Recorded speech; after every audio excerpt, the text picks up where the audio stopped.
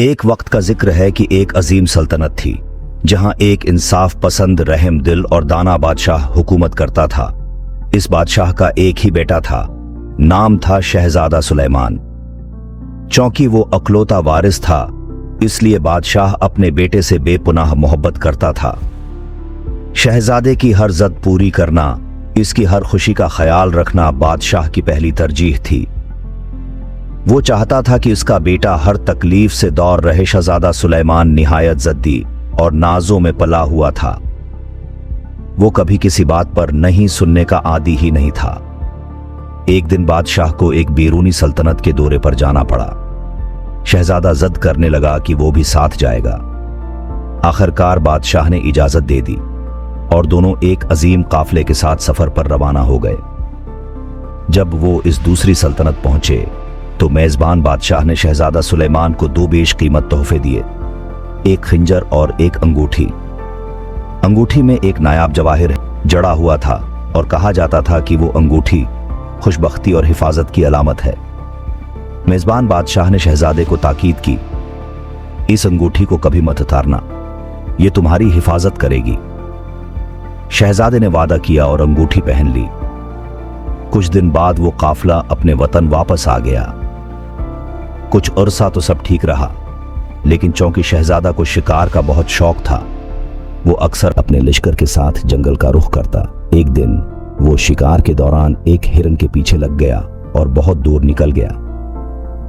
دوپہر کا وقت تھا، گرمی شدید تھی۔ پسینے سے شرابور شہزادہ ایک گھنے درخت کے نیچے رکا تو اس کی انگلی سے انگوٹھی کھسک کر گر گئی۔ اسے فوراً اندازہ نہیں ہوا، لیکن جب محل واپس پہنچا تو پتہ چلا کہ انگوٹھی غائب ہے۔ شہزادہ بے حد پریشان ہوا، اس کی نیند اڑ گئی، کھانا پینا چھوڑ دیا اور دن بدن کمزور ہونے لگا۔ بادشاہ بھی فکر مند ہو گیا۔ انہوں نے فوراً ملک بھر میں اعلان کروایا، جس شخص کو شہزادے کی انگوٹھی ملی، اگر وہ عزت سے واپس کر دے گا تو اسے انعام دیا جائے گا، لیکن اگر کسی سے انگوٹھی ملی اور اس نے واپس نہ کی تو سخت سزا دی جائے گی۔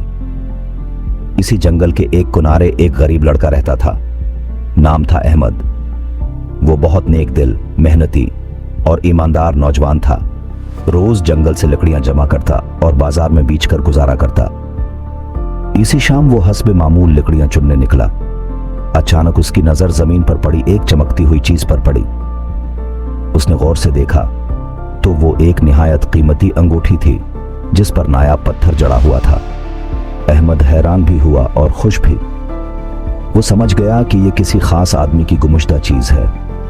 اس کے دل میں خیال آیا کہ اگر وہ یہ انگوٹھی کسی امیر کو بیچ دے تو زندگی بھر کی غربت ختم ہو جائے گی۔ لیکن جیسے ہی وہ گاؤں لوٹا، بادشاہ کا اعلان سننے کو ملا۔ احمد کے دل میں ایک عجیب جنگ شروع ہو گئی۔ ضمیر کہہ رہا تھا، واپس کر دو۔ لالچ کہہ رہی تھی، یہ موقع بار بار نہیں ملتا۔ چند دن احمد نے انگوٹھی چھپا کر رکھی، لیکن جیسے جیسے دن گزرتے اس کا دل بے چین ہوتا گیا۔ اسے لگا جیسے وہ خدا کی نظر میں چھوٹا ہوتا جا رہا ہے۔ پھر ایک رات اس نے دل میں فیصلہ کیا، میں یہ انگوٹھی واپس کر دوں گا۔ جو میرا نصیب ہوگا وہ مجھے ضرور ملے گا۔ جب احمد محل کے دروازے پر پہنچا تو دربانوں نے حیرت سے اسے دیکھا۔ ایک سادہ لباس میں غریب سا نوجوان، مگر اس کی آنکھوں میں سچائی کی چمک تھی۔ اس نے ادب سے سر جھکایا اور کہا، مجھے بادشاہ سلامت سے ملنا ہے، میرے پاس ان کے لیے ایک امانت ہے۔ دربانوں نے کچھ تفتیش کے بعد اسے دربار میں پیش کر دیا۔ دربار میں ہر طرف سکون تھا۔ بادشاہ اپنے تخت پر براجمان تھا، درباری صف باندھے کھڑے تھے۔ جیسے ہی احمد دربار میں داخل ہوا، اس نے ادب سے زمین کو چھو کر سلام کیا اور بادشاہ کے سامنے مودبانہ جھک گیا۔ بادشاہ نے محبت بھرے لہجے میں کہا، بیٹا تمہیں یہاں کیسے آنا ہوا؟ احمد نے نہایت ادب سے عرض کیا، بادشاہ سلامت، میں ایک غریب آدمی ہوں، جنگل سے لکڑیاں جمع کرتا ہوں۔ چند دن قبل ایک خاص چیز مجھے ملی جو آپ ہوں کی امانت تھی۔ بادشاہ چونکا، تھوڑا آگے جھک کر کہا، کیا چیز؟ کیا تم وہی انگوٹھی کی بات کر رہے ہو؟ احمد نے خاموشی سے اپنی جیب میں ہاتھ ڈالا، ایک نرم کپڑے میں لپٹی ہوئی انگوٹھی نکالی और दोनों हाथों से पकड़कर बादशाह के सामने पेश कर दी। अंगूठी पर पड़ती रोशनी जैसे पूरी दरबार को जगमगा गई। बादशाह की आंखें खुशी और हैरत से चमकने लगीं। यही अंगूठी है।